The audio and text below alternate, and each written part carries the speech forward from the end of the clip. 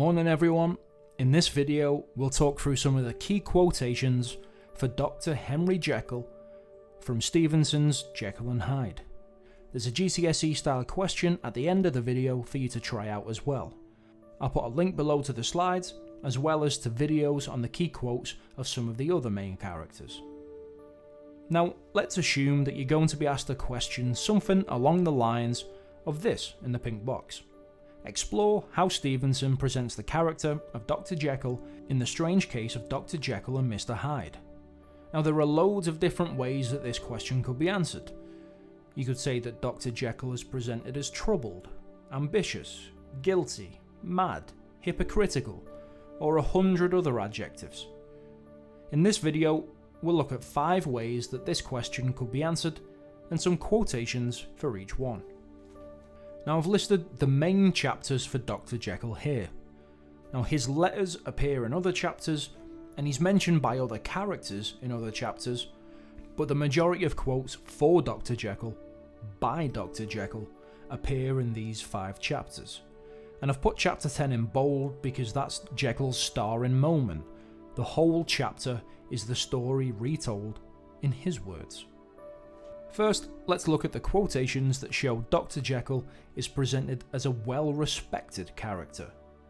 It's a good idea to research the role of the Victorian gentleman and use this information to improve your analysis of Dr. Jekyll, particularly for AO3 context. It also helps with the other characters in the novel as well. So the first one is from chapter 2, and we see all of these letters after Jekyll's name. And when you actually write out all of the letters in full form, they stand for Doctor of Medicine, MD. The DCL is a Doctor of Civil Law. The LLD is a Doctor of Laws. And the FRS is a Fellow of the Royal Society. Then the ETC, etc. suggests that there are more letters to go after his name, but he just can't be bothered listing them all. So we understand that Jekyll is a highly educated, highly qualified gentleman, and also a member of the upper class.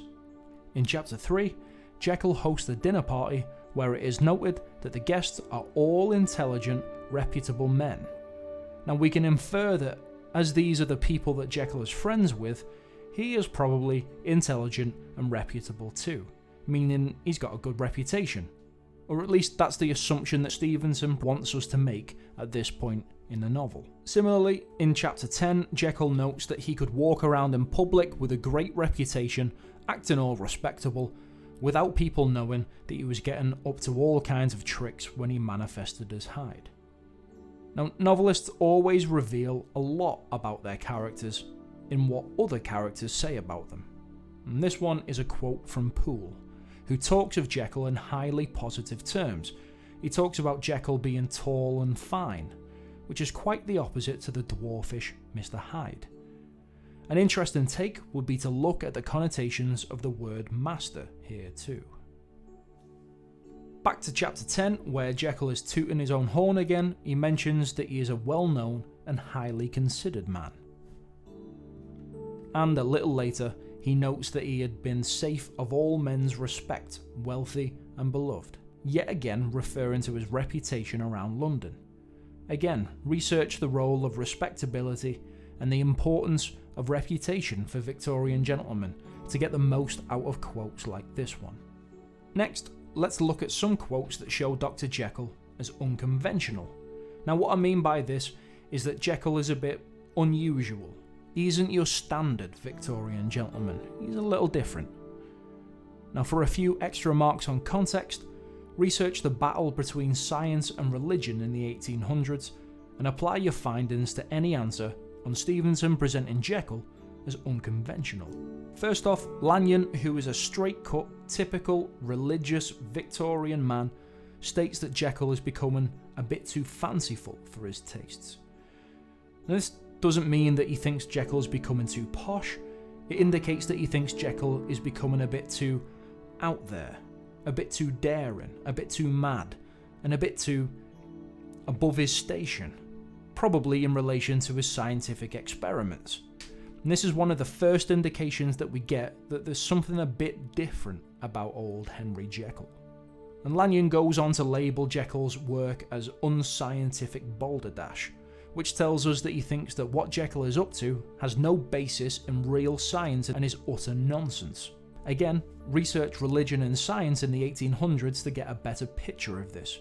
Maybe look at how Victorian society reacted to Darwin's theory of evolution, particularly the religious crowd. And keep in mind the religious inclinations of Lanyon. We're in chapter 3 now, and Jekyll says that Lanyon calls his work scientific heresies. Now, a heresy is something like a belief or an opinion that went against the Christian religion. So, as an example, if you were to say that God doesn't exist, that would be classed as a heresy because it goes against the Christian religion and the teachings of the church. Now, heresies were the types of things that could get you burned at the stake a few centuries ago, and it was a pretty serious accusation in the Victorian times too. And if we think about scientists and doctors as being people of great intellect who dedicate their lives to the advancement and protection of the human race, it seems odd and a bit unconventional that Jekyll dedicates his scientific studies to the mystic and the transcendental.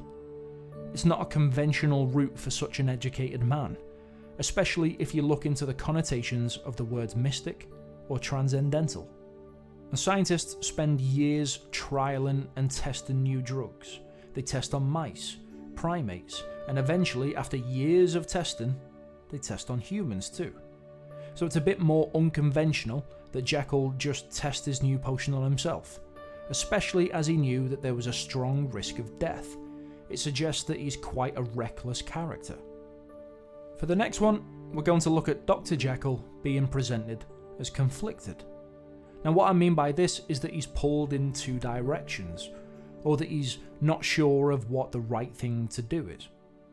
A great bit of context to research here is the idea of duality. See if you can apply this one to your answer. Now, all of the quotes here are from chapter 10, because this is after the big reveal that, shock horror, Dr. Jekyll is actually Mr. Hyde. In this quote, man is not truly one, but truly two. Jekyll is referring to every person alive, himself included. He makes a big point of saying that basically everyone in the world is both good and bad. There's no such thing as pure angelic good, and no such thing as pure devilish evil. Everyone contains a mixture of the two inside them, everyone. So in his experiments, he just wanted a way to separate these two parts of him, hence Jekyll, the good, and Hyde, the bad. Now, some interesting work has been done by a famous psychologist by the name of Philip Zimbardo on this topic. He wrote a book called The Lucifer Effect, which looks at this exact principle. Worth a look if you want to develop your understanding in this area. Speaking of there being two sides to a person, Jekyll notes that these two sides are in a continuous struggle for dominance and power inside each of us. And having two personalities and two appearances that battle each other for control of your body is a pretty decent example of being conflicted.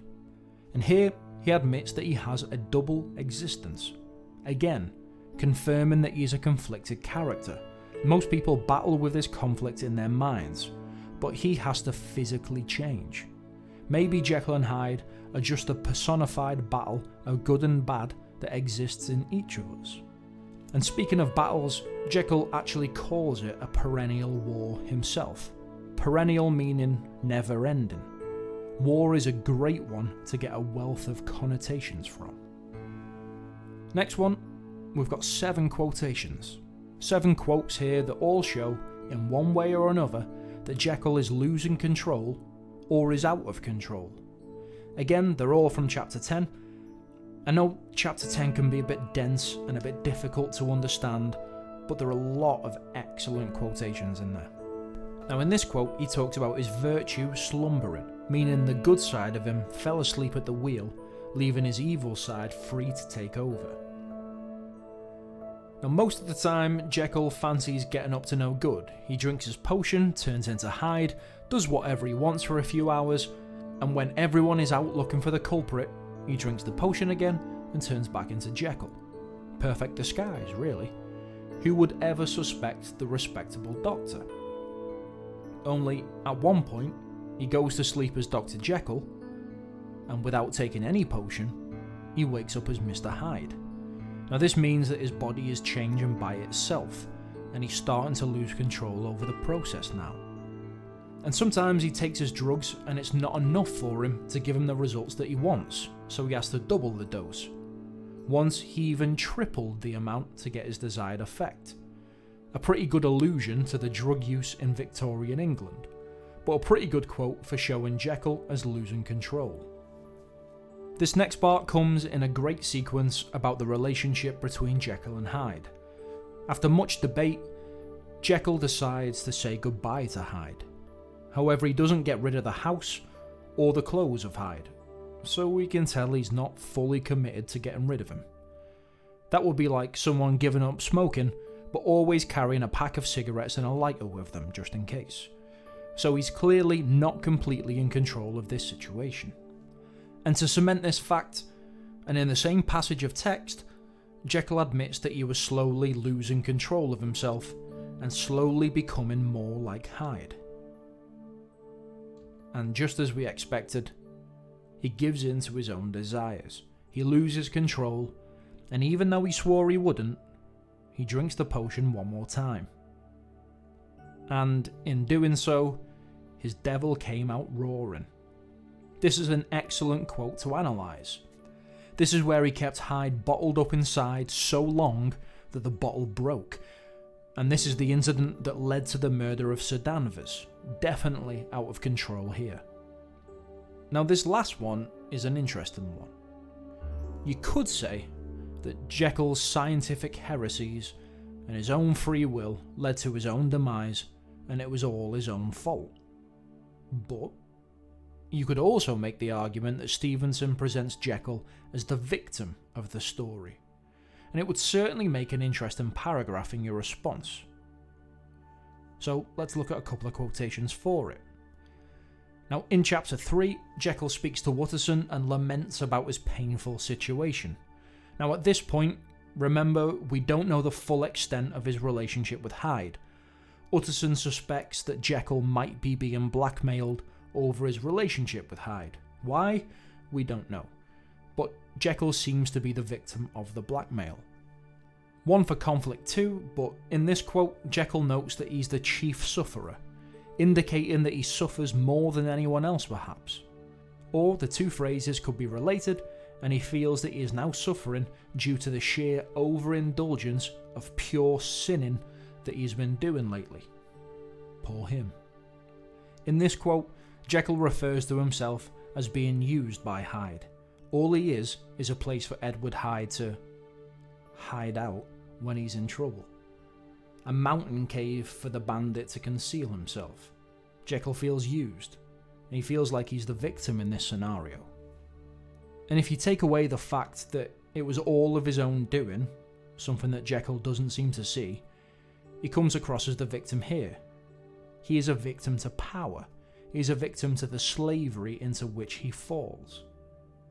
And fearing for your life definitely has connotations of victimhood.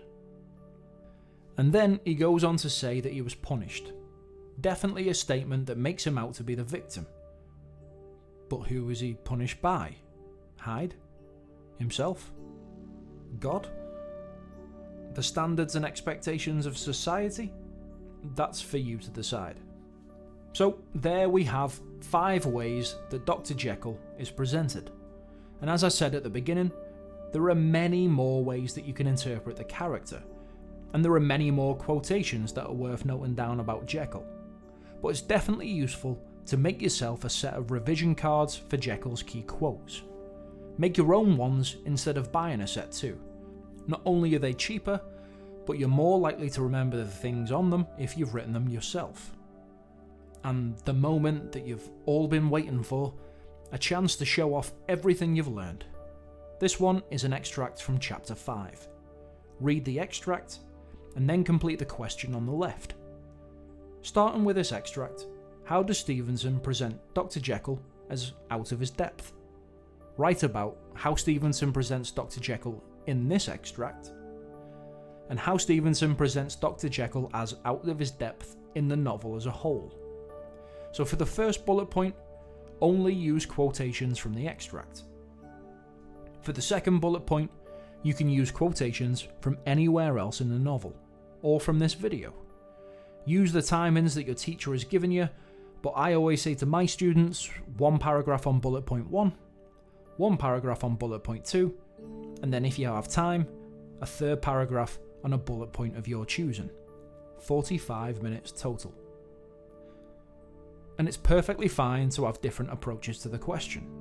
For example, you might say that this extract shows that Jekyll is out of control for bullet point 1, but your second paragraph might show that he's presented as well respected, and that's fine, it's up to you. AO1, Assessment Objective 1, is all about your opinions on the character. So if you're answering the question, pause the video now, and off you go. Good luck.